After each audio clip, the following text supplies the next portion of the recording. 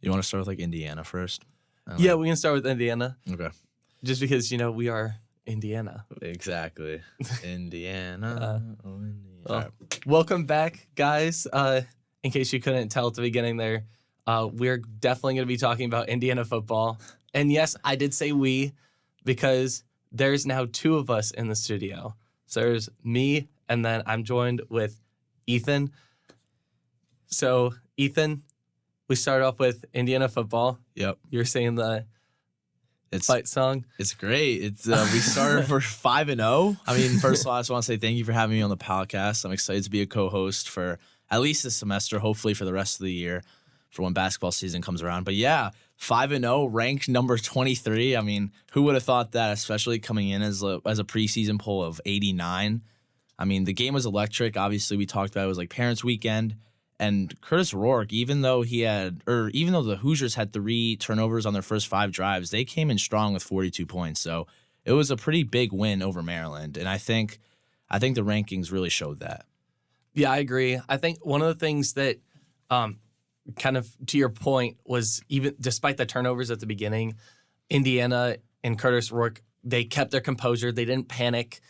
They stayed in their lane, and then they just were playing their own game, and they just kept scoring and scoring. And Maryland just, at the end of the game, they just couldn't answer. Oh, no. And yeah, like you talk about, now they go into a stretch where they're only playing Big Ten teams for the rest of the year.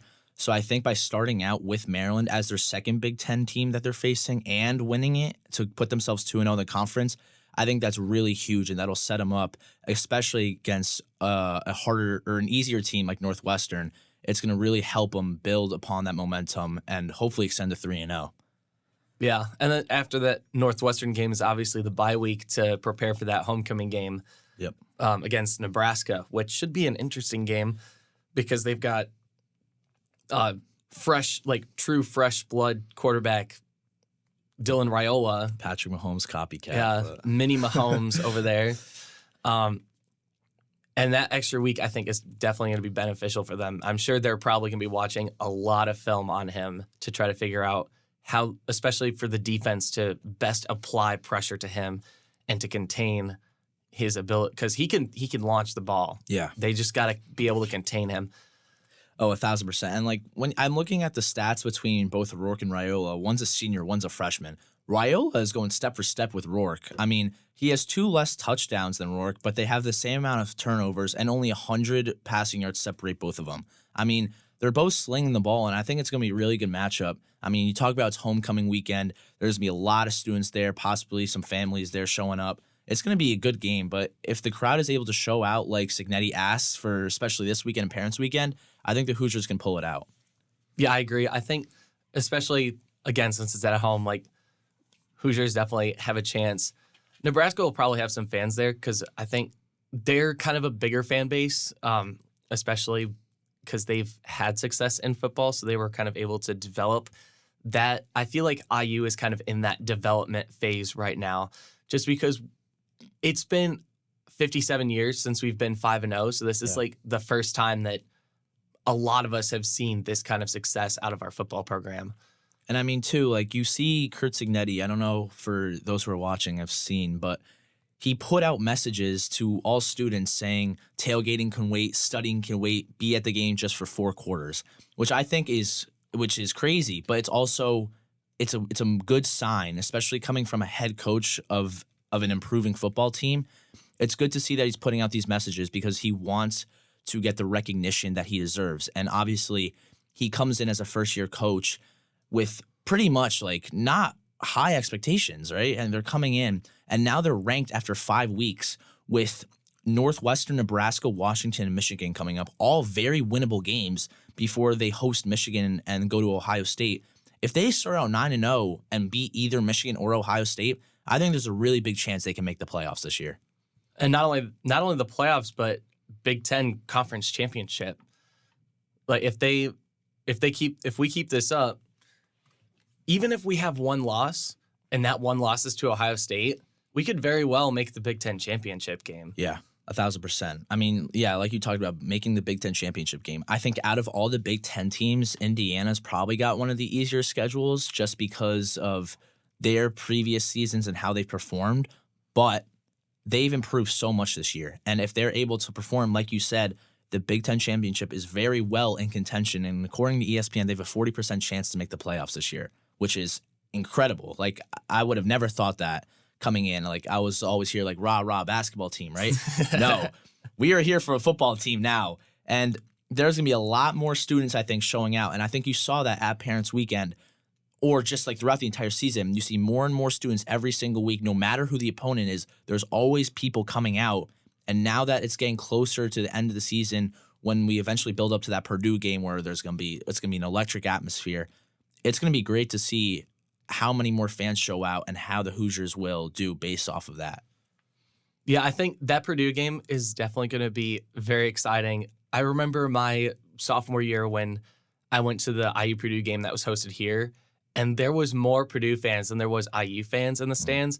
I think this year it's going to be completely different. I really think that we're going to show out and there's going to be no one in the stands for Purdue, especially since Purdue is just doing horrible right now. Terrible. Just so bad. I mean, they're 1-3 overall, 0-1 in the conference. I mean, their quarterback, Hudson Card, 7 touchdowns, 4 interceptions. Like, he's not having a great season.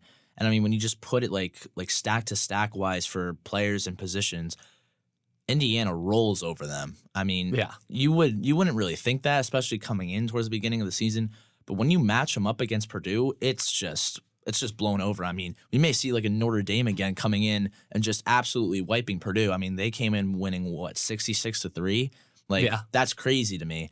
Like, I think Indiana has a chance not to do that, maybe to that extent, but they can come in to Memorial Stadium and just absolutely destroy Purdue and give the IU fans what they want to see. Even though that's unlikely for them to pull off what Notre Dame did against Purdue, I would love to see that, though. That would be so great to see. Yeah.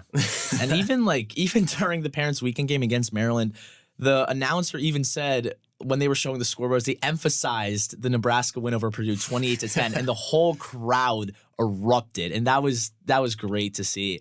I mean, the rivalry between Indiana and Purdue, it's still very much alive, and I can't wait till basketball season where that's going to really start sparking up. You're going to see a lot more fans in Assembly Hall. It's going to be great. Yeah, I think we're going to be taking over Purdue in football and basketball this year. I mean, we have, obviously for basketball, we have the best transfer class coming in. Yep. We're starting to bring in some good freshmen. We still have, we're still going to have Trey Galloway and Malik Renew. We're still going to have our two of our 3 best players from last year. So I really think this is the year for IU athletics to just show out. It's IU's year, I think. And it's probably got to be better for you too, since you're a senior. You haven't really seen as much as the success as you wanted to. Coming in as a freshman, it's kind of be like, oh my God, this is nice. We got a good football team. Our basketball team is hopefully going to be preseason ranked. It's good to see this, and hopefully, as I go, it'll be around the same, if not better. So we'll see. But yeah, so I kind of I saw this struggle, and now I'm here for the hype. No, I know it's great. It's great. I'm happy. I'm happy that IU's doing well, and obviously the rankings, just 23, that just blows me away. I mean, I would have never thought that, but it's great to see for IU fans. Yeah, I mean, even not just IU, but Big Ten this past week really showed out in the rankings. I mean, we have Ohio State at 3, Oregon at 6, Penn State at 7, Michigan at 10, USC at 11, IU at 23, and Illinois at 24. So that's 7 teams out of the 25 in the top 25 that are Big Ten conference teams, which is huge. I mean, that was kind of what the Pac-12 did last year. They had 6, 7 teams almost every single week. Yeah, and I mean, there's 7 ranked teams in the Big Ten, which is more than any other conference so far. Including the SEC, for those of you that just absolutely love the SEC and worship the SEC. And especially after watching that Alabama and Georgia game, which we will get to eventually.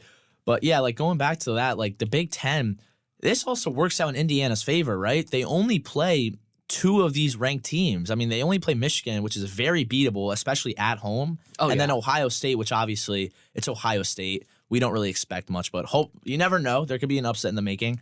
But there's going to be a lot more leniency, I think, for IU, especially when you have all these Big Ten teams that are making the poll. And if they don't make the Big Ten championship, there's probably going to be a little bit more leeway, especially for them if they want to get into the playoffs, since there's so much competition in the Big Ten that if they don't make the game, that they can still make the playoffs because of the competition and what other teams can get in. Yeah, they could, like you said, if they don't make the Big Ten championship, I could see IU maybe sneaking in at 10 or 11. Yep.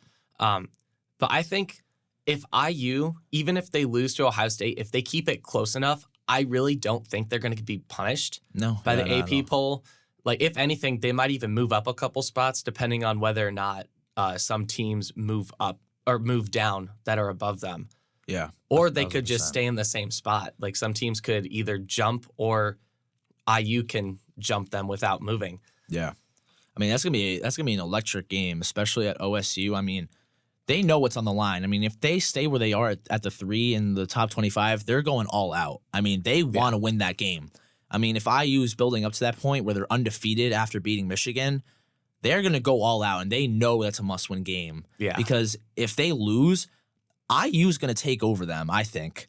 I mean, depending on how well they do up until that point, IU, they're going to come in hot. I mean, if they beat Michigan, their momentum is going to be sky high. Oh, yeah. I mean, so defeating OSU's last gotta year's take 'em national down. champions is a big deal. Yeah. Even if it's a different roster, like still taking down last year's national champions, I think is huge, Yeah. especially for us. No, I know. Especially for Indiana fans, we're like, oh, no. Like, oh, yeah, football, basketball, yes. But now it's both, yes. So it's great. But And also kind of going to the OSU IU game, like, it could very well be it'll be the clash of the Big Ten Titans if both remain undefeated. If IU remains undefeated, Ohio State's probably still going to be undefeated. So you're going to have two teams that are going to be 10-0 going at it right before Thanksgiving weekend.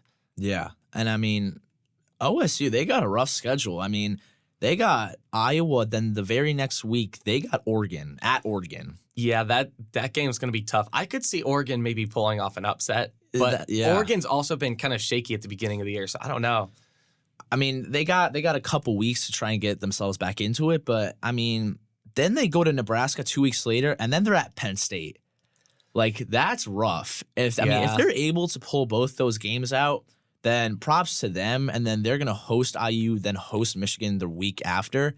If they can do that, if they can get up to the point where they face IU and Michigan undefeated, they are definitely making the Big Ten championship, I think. I mean, they're knocking off two of the best teams in the Big Ten in Oregon and Penn State, which are ranked 6 and 7 respectively. Yeah. Then you got Indiana. So it's going to be definitely a little bit of a drop-off compared to Penn State and Oregon, but they still have a shot, I think. And I think OSU, if they're able to pull out 3 out of these 4 ranked games, they're going to make the Big Ten championship. Yeah. And I think if Ohio State pulls off those games as well, you're going to see Oregon move down. You're going to see Penn State probably move down a little bit, which could give IU the opportunity to move up into that, like, kind of similar area into, like, the teens, maybe even the top 10. Yeah. So it would be another, like, it could possibly be another top 10 matchup for Ohio State towards the end of the year. It's just going to be harder because Indiana doesn't play Penn State or Oregon, so Yeah. I feel like the committee's going to automatically assume and be like, oh, they don't play each other, so let's just give it to Oregon and Penn State because overall they're better and they got the better team and Indiana has the easier schedule. But it all depends on how the results are. Like, if it's a blowout, then there's definitely going to be a fall off. If it's close, they're going to be kept around the same. It all depends on the result. Yeah, exactly. All right, so I think let's move into, I kind of want to talk about the ACC. Yeah. Even though, like, it's a little chaotic. I mean, I think Miami is definitely on top of that conference, but Clemson has started to really show out this year. I mean, they started off with the horrible loss against Georgia at the beginning of the year where they only scored 3 points. But ever since then, they've just been crushing their opponents. It looks almost like they're playing angry. Yeah. I mean, they're definitely mad. I mean, the amount of hatred they got after getting blown out by 31, especially at home, that's crazy. I mean, their first 4 games, all of the games that they've played have been at home. So they have a lot more road games coming up ahead. But they only have one ranked opponent left on their schedule, and that's Louisville, who's 22. Yeah, since Notre Dame beat them, they got knocked down. But Louisville still, I think they're still a solid team, but I don't think they're going to beat Clemson. No, I don't think so either. And they're going to Clemson. So yeah, like you said, I don't think Clemson is another loss in their sight. I mean, maybe a little bit of a bold take, but I think they go 11-1 and win the ACC. I think they could definitely. I think it's definitely going to be between Miami and Clemson for the ACC championship. I mean, like you said, Clemson has a pretty easy schedule, and Miami, I don't think they have as easy of a schedule, but they've just been so dominant. Besides that Virginia Tech game, that I just don't see them losing up until that point. Yeah. But I think Clemson winning the ACC would be the ACC conference's best chance to have two teams in the 12-team playoff. Yeah, and I mean, looking at Miami's schedule right now, as you talk about having a similar schedule, they have a very similar schedule to Clemson, actually. I mean, their only ranked game for the rest of the season is Louisville, again, like we talked about. And then they go on to play Florida State, who obviously we know the biggest disappointment so far this year. Yeah. Then they have Georgia Tech, who was ranked. So I think their unranked matchups are a little bit harder than what Clemson's are. But just looking at the schedule sheet, you only see one ranked number on there, and that's Louisville. So the schedules are definitely very similar, and I think it's setting up, like you said, that it's going to be Miami and Clemson in the ACC championship. Yeah. Like, I think with Miami, even though, like, and some of those, like, rankings could change. Like, some of those teams that Miami could face down the line could pop into the rankings at, like, if they do, though, it would be, like, 23, 24, 25. Yep. But otherwise, like, besides Louisville, no other ranked opponents. I mean, like, just looking at the ACC, I mean, one team that stands out, I mean, they haven't really played anyone except UNC. It's Duke. Yeah, Duke's one of the last few remaining undefeated teams. Yeah. Like, they haven't been talked about as much. I mean, they haven't played as many good teams as some of these other undefeated teams have had, but they got Miami and Georgia Tech as their two hardest games coming up. So if they're able to pull out one of those, even though Georgia Tech isn't ranked, but they're going to Georgia Tech, they have a very good shot to get up there in the standings as well. I mean, I'm not saying that's going to get them to the ACC championship. Or the playoffs. Yeah. But they can make a good name for themselves this year. And if they can go 10-2, 9-3, maybe even 11-1 if they just lose to Miami for the rest of the season, that would be incredible for a Duke fan. I mean, they would be in the same position as an IU fan, right? Their basketball team's incredible. Football team's not so great, but they're both in the same spot right now. So if they're able to do that and fill out the rest of their schedule just like IU is trying to do, both fan bases, I think, would be pretty happy with how their season turned out. Yeah, I agree. Except I think Duke has kind of had glimpses of success in the past, like within the past 2 years at least.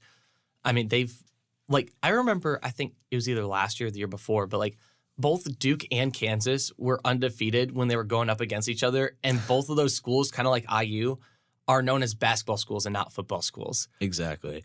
And you're talking about like Duke last year and stuff. They had a bunch of losses. I mean, one game that stood out was definitely the Clemson game, which at that point they were ranked at 9.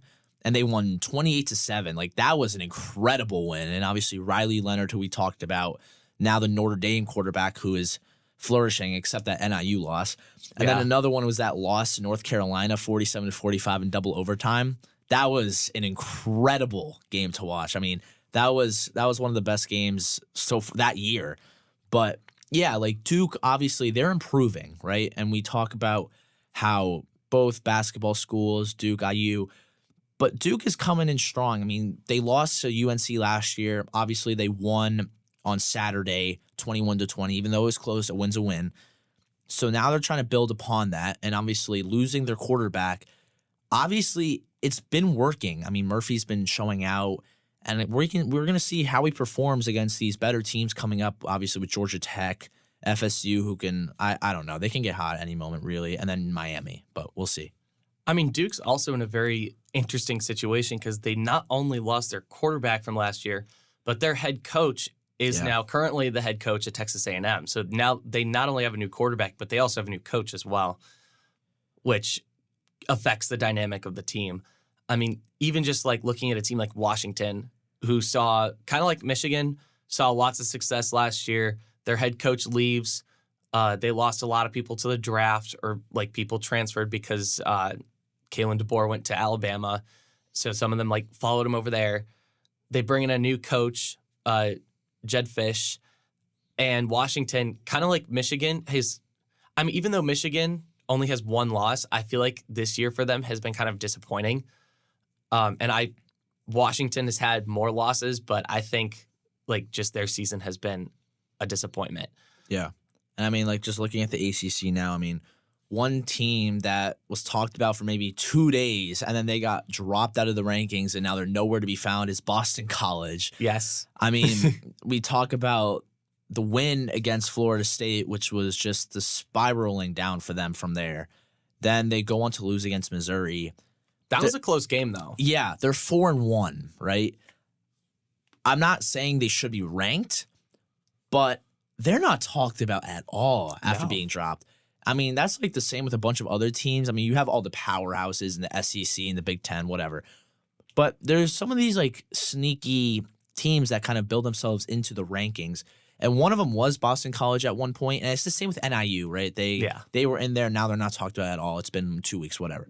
Yeah. NIU doesn't, I'm looking at the AP poll right now. NIU doesn't have any votes. Boston College still got 18 votes in the AP poll, which is above teams like Oklahoma State and Iowa and South Carolina and Kentucky, who beat Ole Miss. I have to disagree with the amount of respect Kentucky's getting. I mean, they beat Ole Miss, number 6, and that dropped Ole Miss significantly.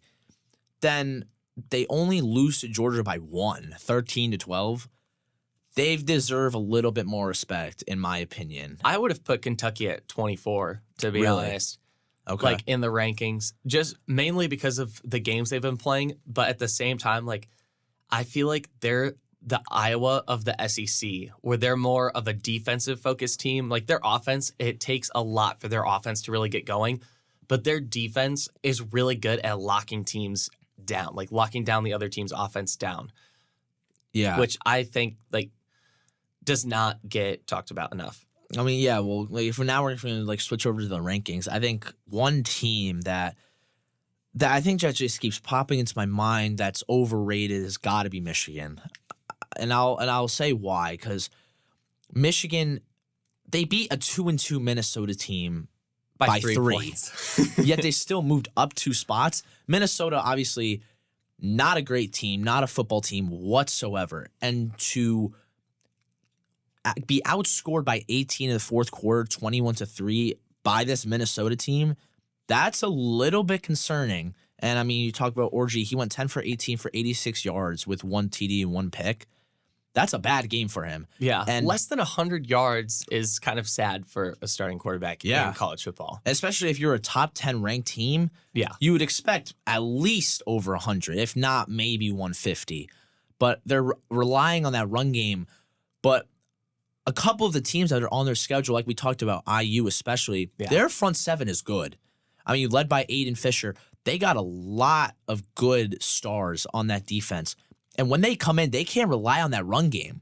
They're going to have to throw the ball. They're going to have to throw the ball. So the adjustments are going to have to be made. And if they're being outscored 21-3 in fourth quarters like this for the rest of the season, or similar to that, they're not going to be a top 10 team. And the chance of them not making the playoffs, that's going to start rising. And I think fans are going to be a little bit surprised of how the playoffs shake off because of the way Michigan plays. But only time will tell with how they do and what their adjustments are for the rest of the season. Yeah, I think other teams that come to mind to me that are a little bit overrated, I mean, USC is not as overrated as Michigan, I don't think, but I still think that, like, I mean, they went up against a, like, very mediocre at best Wisconsin at home, and then they were barely hanging. They were losing in the first half, and then they obviously outscored them in the second half, but like losing to a Wisconsin team like that in the first half, I feel like that should have been noted more in the AP poll. Yeah. And then there's LSU, who's just sitting pretty over there at 13, even though they've had one of the easiest schedules besides their loss to USC. And I feel like you can also make the case, though, that IU has had such an easy schedule as well. But But we've been dominating everyone. Yeah. But like going back to the USC point, I think the reason why they were kept where they were, or the reason why they moved up, is because they outscored them 28-0. And I think, like you said, the adjustments are huge, right? You don't really see that with Michigan. I mean, even though they lost to Michigan, they definitely deserve to be below them until Michigan loses and USC wins in a certain week. But being able to outscore Wisconsin 28-0 in the second half, that's pretty significant. And I think that's why they were kept there, even though they were losing at half by an incredible margin. That's why they were able to keep their spot at 11. But until Michigan loses, I think USC is always going to be behind them. But the LSU point, I completely agree. I mean, they're 4-1. They lost to USC week 1. The big test is going to be in 2 weeks when they face Ole Miss. I think that's going to be a big teller. I mean, for the past 4 weeks, they haven't played anyone, right? Yeah. Their last besides game, USC, which they lost. Yeah. And their last game was against South Alabama, where they won 42-10.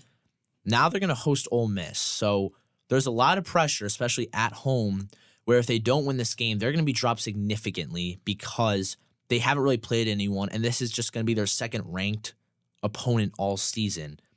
And they got hard opponents coming up. I mean, they got Texas A&M, then Alabama, then Oklahoma to finish the season. It's going to be rough for LSU. They got to start pulling out games here left and right if they want to stay within that top 15. LSU might be able to steal this away from Ole Miss because unlike Ole Miss has a game, whereas LSU has the bye week before their game against Ole Miss. Yep. So Ole Miss could either take more time and prepare for LSU and risk possibly underestimating South Carolina and lose to them. And South Carolina has proved to be a very underrated team. I mean, they're not even in the AP poll, surprisingly. Like they only got 8 votes. They are tied with Oklahoma State, which is kind of crazy to me because one of their losses was against LSU. Yeah. But it was really close. It pretty much the refs controlled that game because both teams just kept turning the ball over. LSU could also just completely lose all momentum with the bye week, even though like we've said, they haven't really played anyone besides USC. Yeah. You talk about the LSU loss. I'm looking at the Kentucky win. Yeah, that too. That's crazy. I mean, you talk about Kentucky. They beat Ole Miss. Then they only lose to Georgia by 1, but then they get blown out by South Carolina at Kentucky by 25. I think what's holding them back from the rankings is their schedule. Obviously, it's based off of how they've played, and I think they've played phenomenal. I mean, they just beat Akron 50-7. But they're 5 out of their next 6 games are against ranked opponents. 12 Ole Miss, 1 Alabama, 19 Oklahoma, 25 A&M, and then 9 Mizzou. And then their last game is at Clemson. This is going to be rough. I mean, I think they got one of the hardest schedules remaining in the SEC, if not in all of college football. So I think up to this point, they've played great. But if they want to try and get themselves into a position where they get votes and possibly into the top 25, they got to steal a couple of these ranked games, especially they need to win against these top 15 opponents like Ole Miss and Alabama.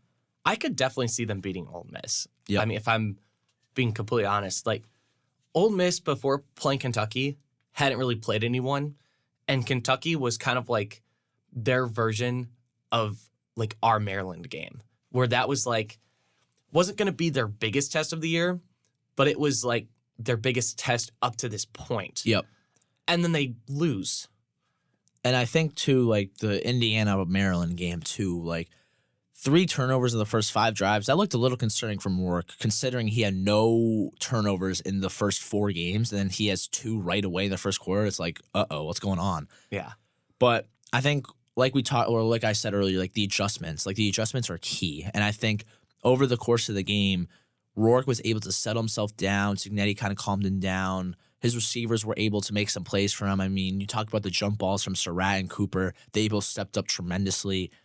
the adjustments that are made by these teams are going to be so important to the outcomes of these bigger games. And I think it's going to come down to a lot of the coaching, but obviously how the players in game are going to like feed off of that. And I think a big change is definitely going to be crowd noise and the way the coaches, stadium pulse. The stadium pulse. I mean, talk about it. I mean, the college football game I play it on PlayStation. That's rough. I mean, going to Penn State, oh my God, my screen is shrinking like crazy. But it's gonna be important how coaches adjust throughout the game. And I think having Cignetti is great for Indiana. I mean, he brings all of the hype, and I think he showed it to all the students right away when they brought everyone to the stadium. But yeah, it's all gonna be about adjustments. Yeah, when he sent the letter, like when I saw that on Barstool, I had never seen a coach do that before. Yeah. I loved it. Like, I thought it was great. Like, it just shows like he's not only like building the football program up, but he's also like trying to bring in like a culture. Like, he's trying to help not only build up our football team, but also like grow Indiana's football culture and make it more of a football school than it has been. Yeah. To hopefully bring more consistent success.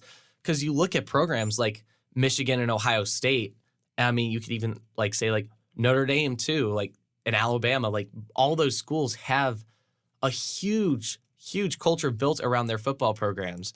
And that's part of the reason why there's so much success. I mean, they'll bring people, like some people, like the coaches, when they bring in their players, they'll be like, you get to come in and play like during the whiteout game if you're going to Penn State, or like for Tennessee, like you get to do you get to run out with the band in the shape of a T, or in Clemson, you get to run down the hill of their stadium. Like there's stuff like that brings players in. Mm-hmm. And two, like now you think about Cignetti and his history. He was the coach of JMU, right? And the amount of people he brought with him to IU, it's crazy. He brought so many coaches. He brought so many players, including Elijah Surratt, who's been incredible. Looking at JMU, they have votes. I mean, they're not in the top 25 right now, but they have votes. They're 4-0. They beat North Carolina 70-50 in probably the highest scoring game we're going to see all season. They don't play one ranked opponent at all this year. Their next game is against UL Monroe. Then they play Coastal Carolina. It's just not great teams. If JMU had Cignetti and all these players and coaches for just this year, they would easily be ranked. They would be ranked, and they would probably be the G5 team that would get the 12th seed, I think. If they go undefeated, it looked very doable, and that Sunbelt Conference, it's not as strong as some of these other conferences. But they could have pulled out the 12th seed as the G5 champion. I mean, obviously there's a lot of competition with Boise State and how hard their schedule has been, but how well they've been doing. But JMU, they are playing well. I mean, their past two games, they've scored 133 points combined. Like, that is nuts. I mean, they had 63 against Ball State, 70 against North Carolina. They've been playing outstanding.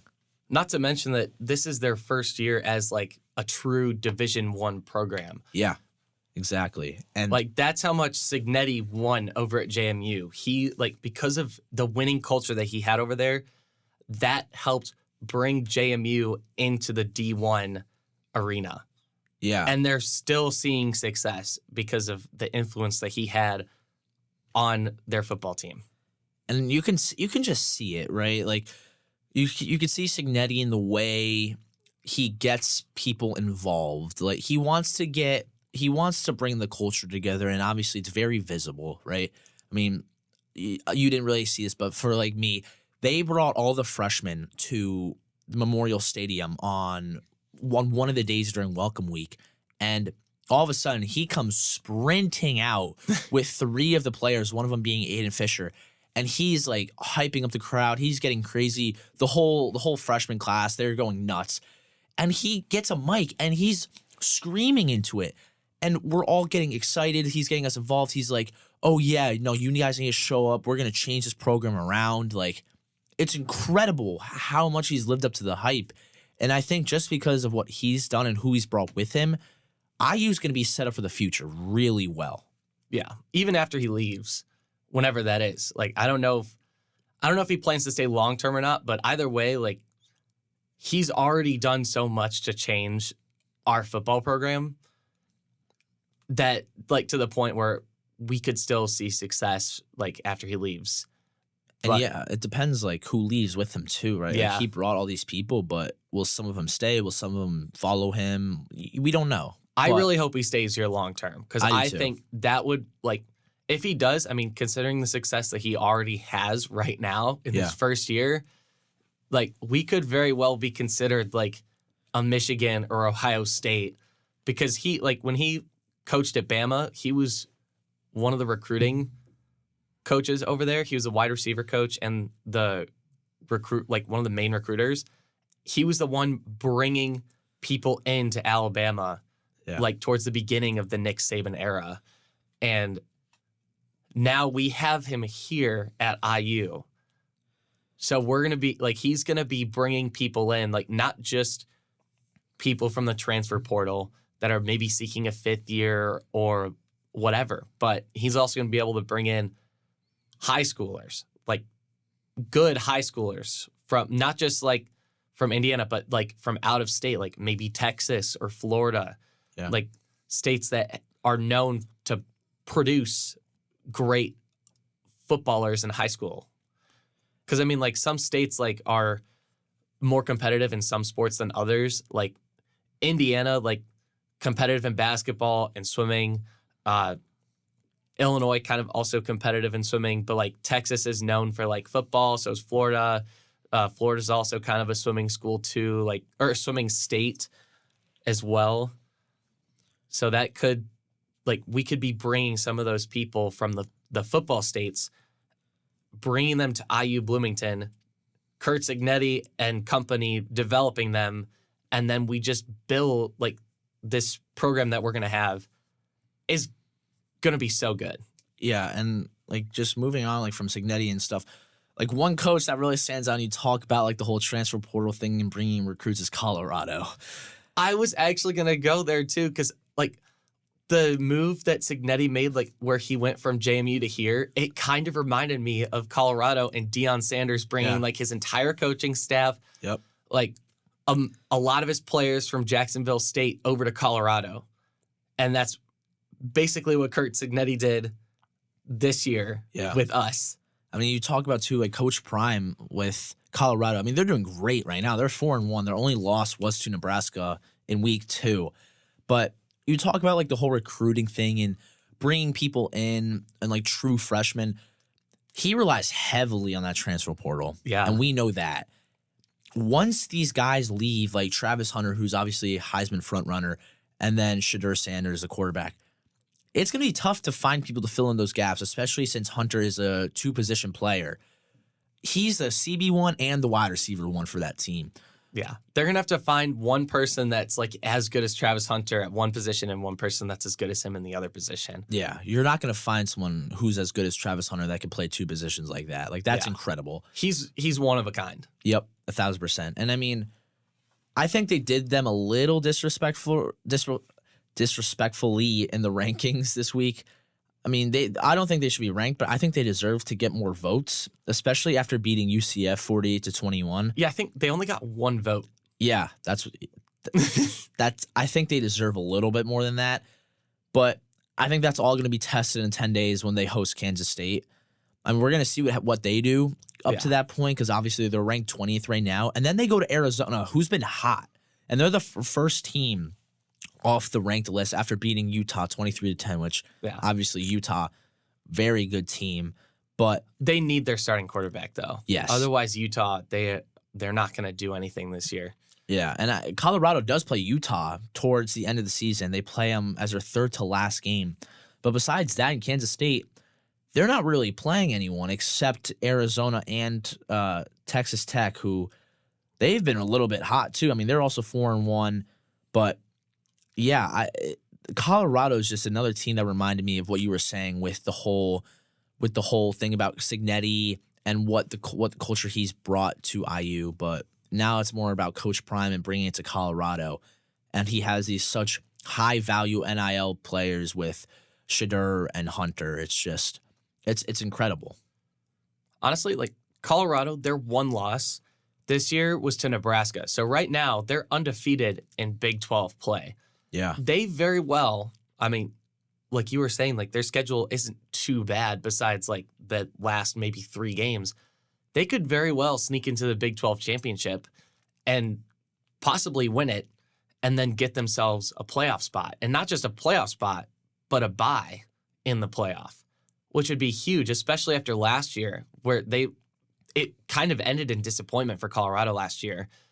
But it looks like they kind of fixed some adjustments after kind of a rough start with the Nebraska game. Like it looks like they're finally catching their stride. It's a matter of Travis Hunter. Can he keep up what he's doing consecutively week after week after week? And yeah, just looking at the Big 12 overall, there's only 3 teams that are 2-0 in conference play, and that's BYU, Colorado, and Texas Tech.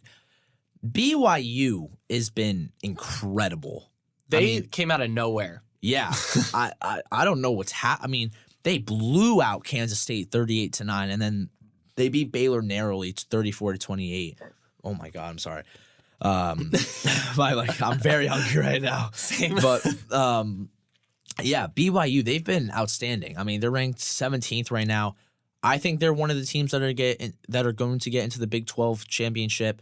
I mean, they only have Utah as their sole ranked team that they have to play later in the season. And that's going to be at the end of the year, I think, isn't it? It's going to be their 4th to last game. That's like in the middle of what they have left. But besides that, they have a very winnable schedule. I mean, you talked about Oklahoma State, how they just got D-ranked too. But after back-to-back losses to Utah and Kansas State, it's going to be a pretty easy schedule for BYU. And if they're able to keep this up and keep winning and even beat Utah and go undefeated, they got a playoff spot in the bag. I mean, there's no doubt about that. I mean, especially if they just win the Big 12, that's an easy top 4 spot in the playoffs. Yeah. I mean, I think at least for BYU this week, they have a bye week. But in 2 weeks, they play Arizona, who just beat Utah. And I think that Arizona could low-key sneak up on BYU, if it's at BYU, probably not. But if it's at Arizona, I think they could possibly sneak out a win against BYU, maybe. And yeah, like Arizona's final ranked game is against BYU. They've already played Kansas State and Utah. They're 1-1 right now in ranked games. They lost to Kansas State and then they beat Utah. And at the time, Utah is a better ranked team than Kansas State was. Yeah. So, and they played Kansas State on the road too. Yeah. Well, they played Utah on the road as well. So it's going to be interesting. And they also play BYU on the road, which kind of sucks at the way it works out. I mean, wow. all 3 of their ranked games are away, which kind of sucks. But then the week after BYU, they host Colorado. That is going to be a big game, I think. For both teams. Yeah. Even though none of them are ranked, they're both receiving votes. And by that time, they're going to be trying to push to get into that AP poll. That's going to be a big determination to see who gets the edge and what the committee wants to do with that. Because even though none of the teams are ranked, it's still going to be a big game, especially for how well-known Colorado is with who they have as their coach, their players. But then Arizona, as hot as they are right now, and depending on what happens with the BYU game, if they win that, coming off of a hot win against BYU, they got the momentum all in their favor, especially going home and hosting Colorado. It's going to be huge. Not to mention also, this is going to impact the Big 12 conference standings a lot. I mean, not just because they're both Big 12 teams, but because both of these teams fighting for playoff spots. And right now, since both of them are one-loss teams, like Arizona's one loss within the conference, Colorado's one loss overall, undefeated in the conference. But both teams, I think their only path into the college football playoff is if they win the Big 12 championship. And also, too, just like one other team we haven't even mentioned is Iowa State. I mean, they're 16th right now. They're 4-0. They don't play another ranked game until their final 2 games of the season where they go to Utah and then they host Kansas State. They beat Iowa already 20-19, and then they just shut out Houston and blew out Arkansas State 52-7. They got a pretty doable schedule with Baylor, West Virginia, and then UCF. as their next 3 games, I mean, it's very doable for them. Like, they could also make a push depending on how they do against Utah and Kansas State. Obviously, they're going to be very tired because that's a 2-week span, no bye weeks in between that at all. But if they end up winning 1, possibly 2 of those games, they could get a Big 12 championship in their sight as well. Yeah, Big 12 is looking really chaotic this year. I mean, which is kind of crazy considering that, like, Oklahoma and Texas left the Big 12, and I think if they were in that conference, it'd be, I mean, I guess it would be a little less chaotic, but, I mean, underneath them, it would have been just super chaotic. It would just be a fight for that 2nd spot in that Big 12 championship. Texas would be in there. Yeah.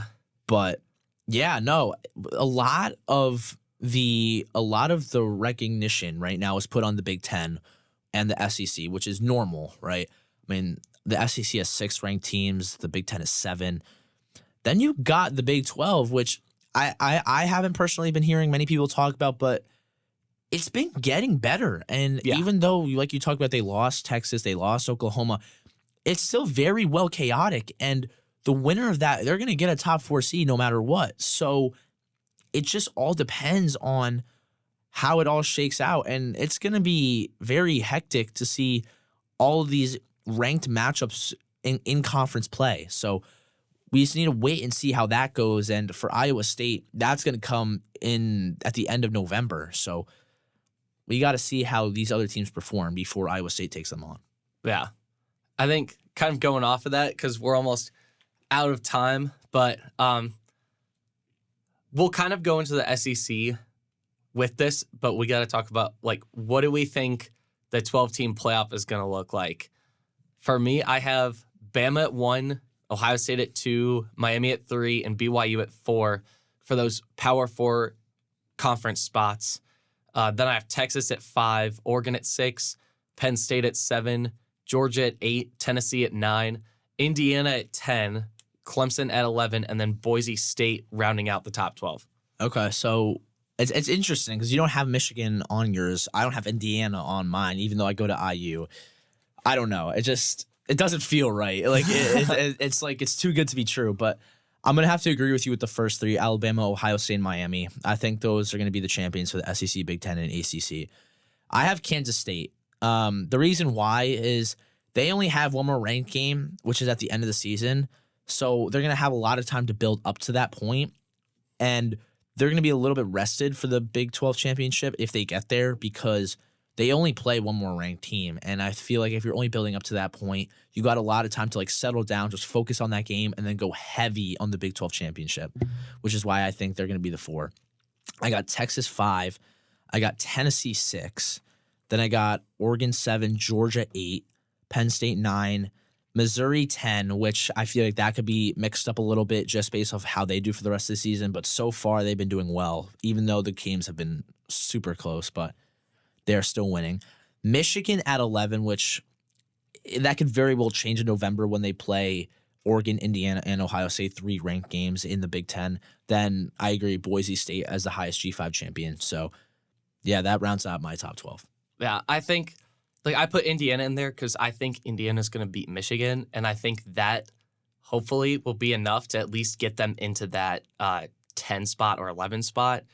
But I think for Michigan, also, that is definitely going to be a crucial game, because if Michigan loses to Indiana, they're definitely out of contention. Because it'll be their second loss, but also, like, they're probably not going to be able to get into the Big Ten Conference Championship because that's going to be a Big Ten loss for them. Yeah, assuming that they win the other ranked games on their schedule, which they're probably not going to beat Ohio State, so that's going to put them at, like, 2 losses in the Big Ten, and then Oregon. They play Oregon, which they're probably going to lose that game too. So that's 3 losses right there in the Big Ten. So I think they're definitely not going to get that conference championship spot, but they're also not going to get into that top 12 because that'll be too many losses assuming they lose to Indiana, like assuming they lose to all those teams. But if they win, like, I think they could be in that, like, where I think you had them at 10, right? Michigan, I have them at 11. Okay, yeah, that they would get that 11 spot probably. Yeah, it all depends on how November goes. November is going to be the biggest month for a lot of the teams I have in my 12-team playoff prediction, but it all depends how these interconference games go. I mean, Yeah. especially for Michigan, they probably have the biggest amount of pressure put on them, especially as the previous champion. But it all comes down to what they can do and how Orgy can honestly throw the ball. I mean, the running game isn't going to help them as much now in November. I mean, they play some good teams that have some good front sevens. Orgy's going to have to sling it. And Big Ten is known for their front sevens. Yeah, I think. And he's got to learn how to throw the ball now, and especially in November, he's going to have to step up big. I mean, filling in for J.J. McCarthy, who's obviously known as the handoff master, but he could throw the ball. Hopefully Orgy can too. It just all depends how he plays and how the connection is with his receivers. And we just haven't really seen it yet either. No, not at all. So we can't assume that he's going to throw the ball if we haven't really seen him throw the ball. I mean, he's going to be forced to if they keep running the ball and they're getting scored on every drive. Yeah. I mean, like we talked about, getting outscored 21-7 against Minnesota. That's scary. So by that time, you're going to have to be throwing that ball if that's going to happen to you every game, especially against these ranked Big Ten opponents. Yeah. And also the SEC, I kind of want to talk a little bit about the SEC before we sign off. I think there's definitely going to be a lot of SEC teams in the top 12, for this playoff. It's really just a matter of who. I think we can agree that Bama is probably going to be in, especially after that win against Georgia to start off their season. Georgia, it's going to be hard to say whether or not they get in because they have to win out the remainder of their schedule. They have to beat Texas. Yeah, that's the biggest game for them. If they don't beat Texas, I'm not sure if they make it in because then you've got Tennessee who could be undefeated at that point. Missouri could maybe be undefeated at that point, and they could steal Georgia's spot possibly. Georgia keeps looking bad. But I would say they would have to win 2 out of their last 3 ranked games. I think Texas, Tennessee, and Ole Miss, 2, 4, and 12. I think they have to win 2 of those. I mean, they already beat Clemson, which we have to keep that in mind. So they're 1-1 in ranked play. If they go 2-1 in their last 3 ranked games, I think they can get a spot. But it just depends on how the other 3 teams do. I mean, I don't see Texas losing up until that point. I don't see Tennessee losing. Ole Miss, they're very spotty in between here and there. Yeah. So we'll see what happens with them. But they've got to win 2 out of their last 3 ranked games. And that's going to be hard. I mean, if Georgia looks like the way they did in the first half against Bama, where Carson Beck is throwing pick after pick after pick and giving the opposing team great field position to score, that was the key, I think, to Alabama's victory against them was that their defense was able to get them good field position and keep Georgia's defense on the field. Yeah. And I mean, he threw 3 touchdowns, 3 picks that game. Those were his first 3 interceptions on the season. And I think it's starting to shed light on Carson Beck and the Georgia team of what they're capable of. And if they don't really have turnovers until they have big games like the ones against Alabama, the ones like Tennessee and Ole Miss, it's going to start to show the committee especially and be like, oh, they can't really perform in these high-pressure situations. Yeah. They're going to be booted. So that's why I said they got to win 2 out of their last 3 ranked games. But that all depends on how everything else shakes on the SEC. I don't really see Alabama losing, especially after beating Georgia. They're hot. Ryan Williams is unbelievable, the 17-year-old phenom. Insanely good. And then Jalen Milroe, his Heisman run has been incredible so far this year. I mean, he had 117 yards on the ground, 2 touchdowns. I feel like he does better every single game he plays. Yeah. And it's crazy. Obviously, people hate it because it's a quarterback award. And in my personal belief, I think Travis Hunter deserves it as of right now because of what he's done in the big plays he's made for Colorado. If it's based on impact, then I would absolutely give it to Travis Hunter. But Jalen Milroe has been outstanding. And the way he's been able to build his connections with his receivers, especially if they're 17 years old, Ryan Williams, he's building these connections and getting them more involved into the offense. That's unbelievable. Like, what he's done to Alabama to help improve them and now get them as the 1 seed or as ranked number 1 has been incredible. So we'll see what happens with them towards the end of the year, but things are looking really bright for Alabama. Yeah, I agree. Especially even with the, I guess, departure of Nick Saban and the arrival of Kalen DeBoer, I was a little nervous about how Alabama was going to perform, a little bit skeptical, just because I feel like the coaching styles are different. Yeah. You know, like, but Kalen DeBoer also has just won, kind of like Curt Cignetti, like he's just won everywhere he's gone. Yeah, like exactly. The guy wins. Like, just like Curt Cignetti, like, he wins. So I was like, Alabama will probably at least have a 10-win season at minimum. And looking at the rest of their schedule, they have 4 ranked games left: Tennessee, Mizzou, LSU, and Oklahoma. I think out of these, I think they definitely beat Mizzou. I mean, they host them. They haven't looked as great. We talked about a little bit. I think Oklahoma, I think, is going to be rough. Is it at Oklahoma? It's at OU. Okay, yeah. So that's going to be rough. You know how electric that atmosphere is. And they've played each other like within the past 10 years a few times. Yeah, exactly. But if Jalen Milroe is playing like the way he is, I'm not really scared. Like, Jalen Milroe, he has shown that he can perform in high-pressure situations. But then you got LSU and Tennessee both away.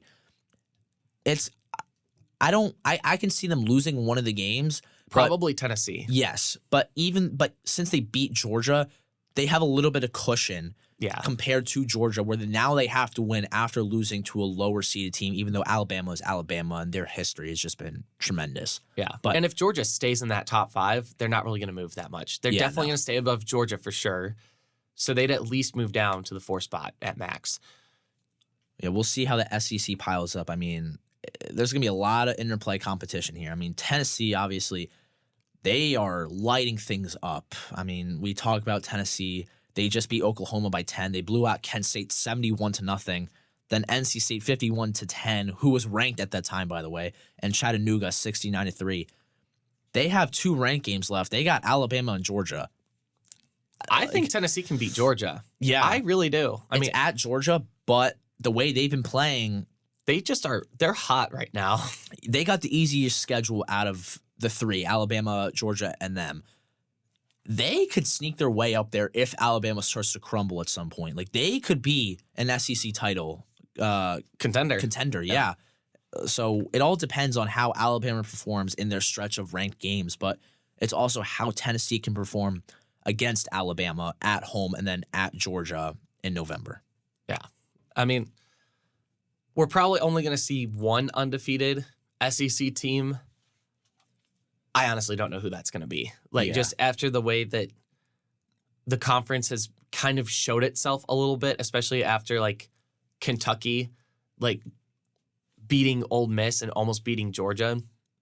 I think if Kentucky is on any of their schedules, easily could be a dark horse and could pull off some kind of crazy upset like they did with Ole Miss. Everything's up for grabs at this point. I mean, it's too early in the season to determine who's going to get what spot, what the champions are going to be for the conferences. It's too early. We got to wait for these bigger games to happen, and I think one of the bigger ones is going to be obviously Alabama, Tennessee. I mean, that's going to determine a lot in terms of what the SEC standings are going to be, what the poll rankings are going to be, what the committee thinks. That's going to be huge. So we got to see how Tennessee performs in that game, especially having the easiest schedule out of those 3 big dog teams. So we'll see. We'll see what happens.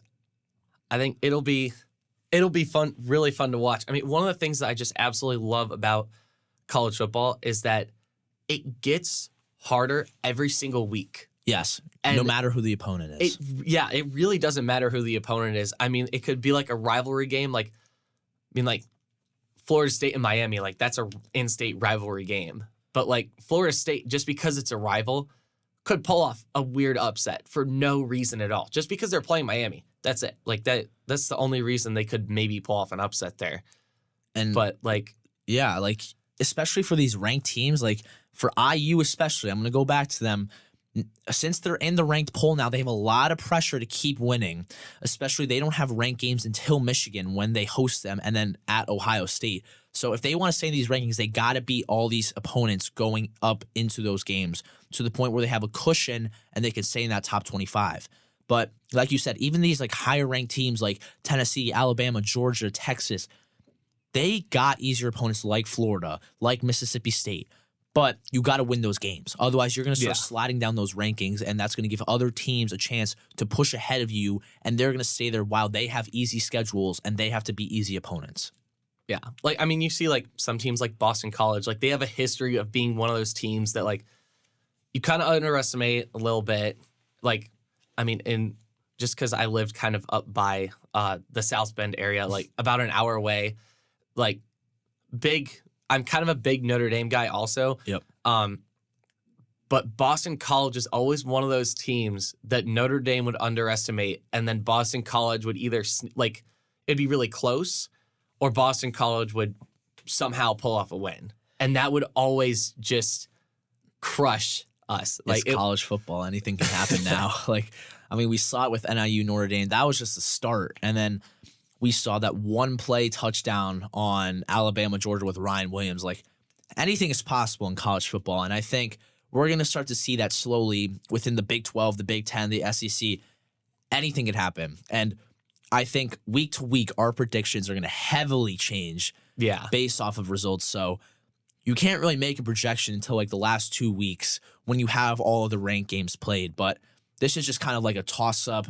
Let's just throw our rankings out there. Let's see what happens. But it all depends on these high-ranked games between conference play. Yeah. Yeah, no, I'm very curious to see how much these change. All right, that's all we've got for today. We'll see you guys next week. This is like basically the start of the climax of the college football season, which I think is one of the most fun parts before championship season. So we'll see you guys next week. Hopefully, I know you guys probably noticed that there's no video. There will hopefully be video next week. So we'll see. But yeah, see ya.